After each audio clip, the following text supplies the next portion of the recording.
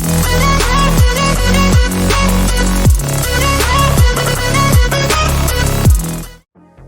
friends, and welcome back to week 2 of the spring YouTube hop.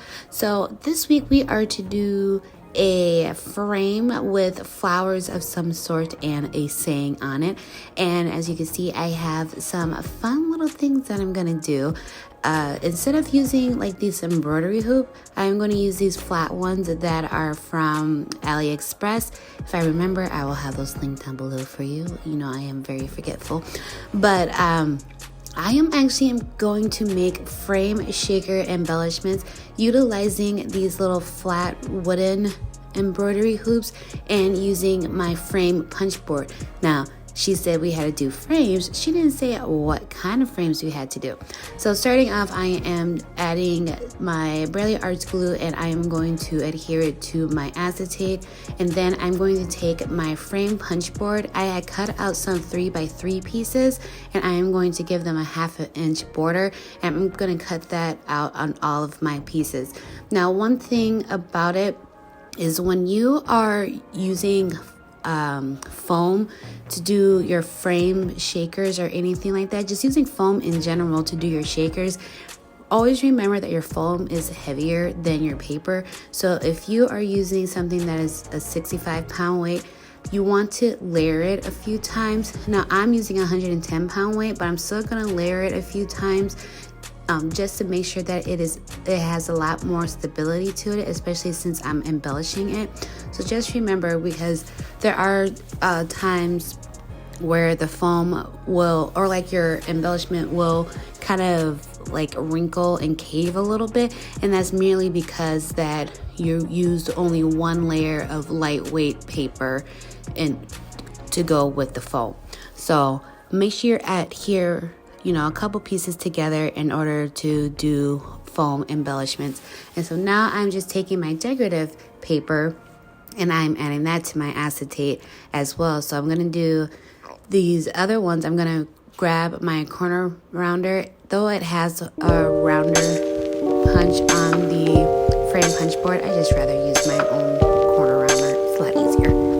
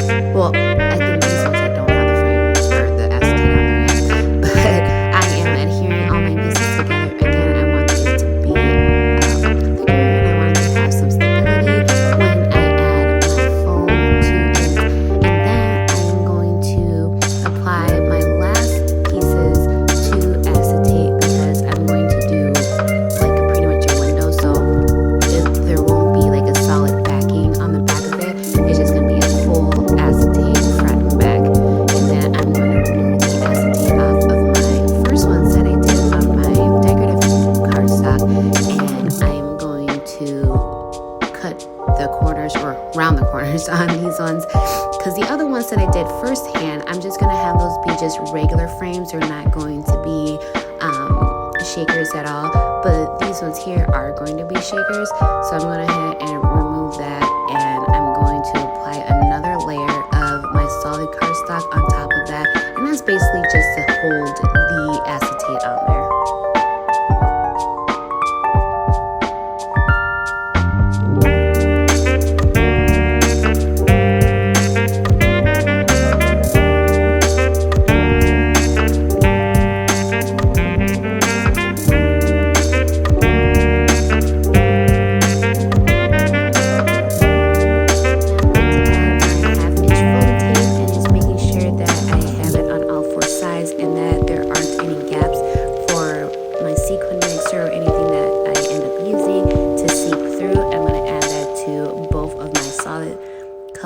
Cardstock frames that I had created, and then I'm going to add my different kind of shaker bits.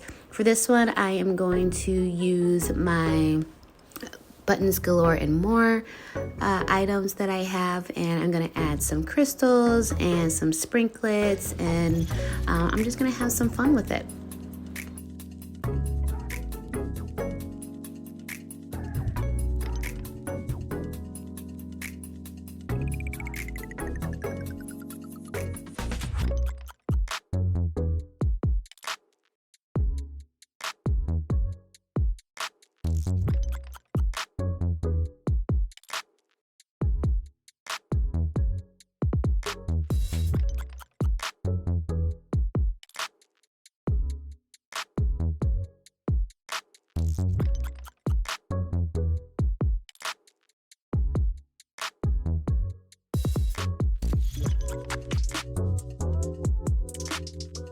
After I add those in, I'm going to remove the tape off of my foam, and then I'm going to add some glue onto my piece that's going to lay on top, and I am going to adhere that together. I just add the glue just to give it a little bit more extra like adhesive and kind of give me some wiggle room to make sure I have it lined up properly, but you don't have to do that.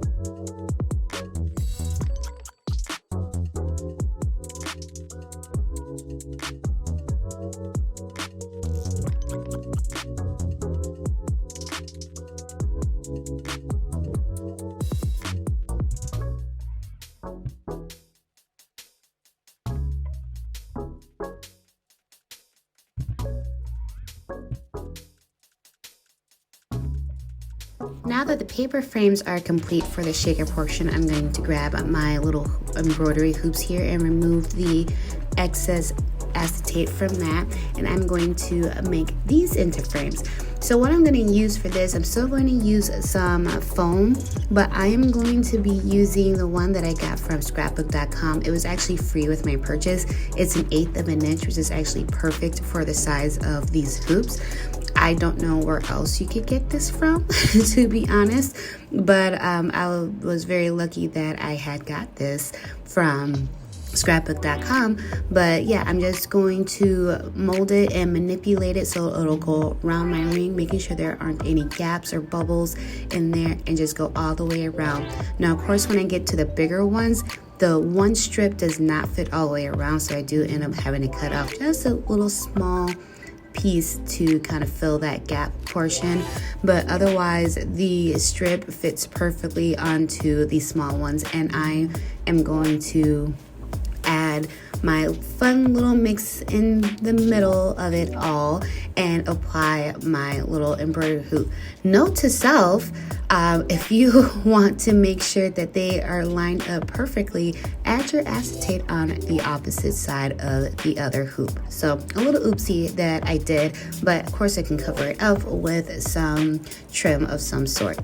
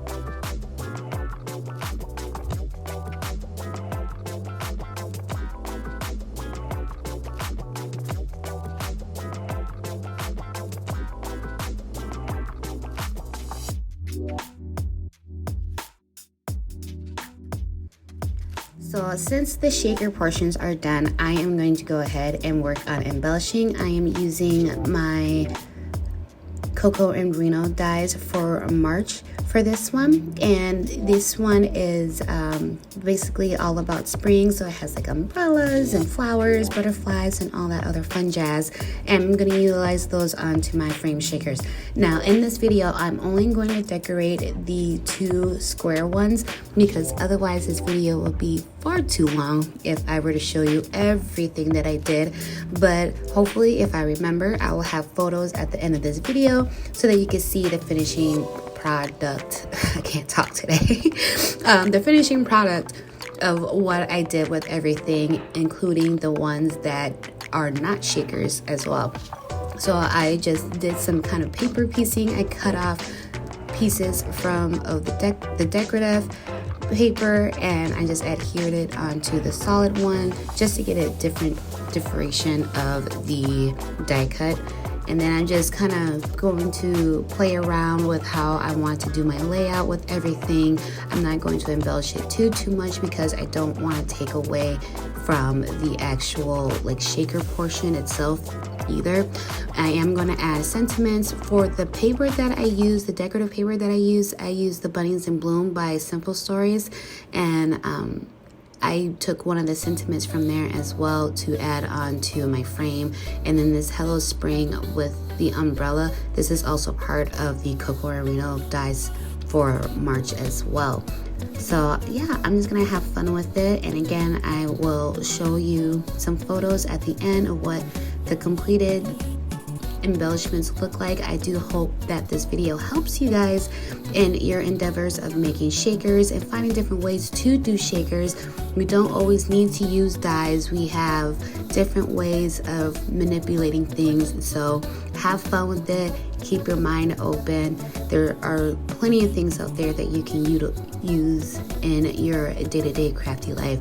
So thanks so much for joining me today. Make sure that you guys give this video a thumbs up, and don't forget to make sure you leave a comment down below to be part of the giveaway, because you don't know what video I will be choosing to announce my winner from.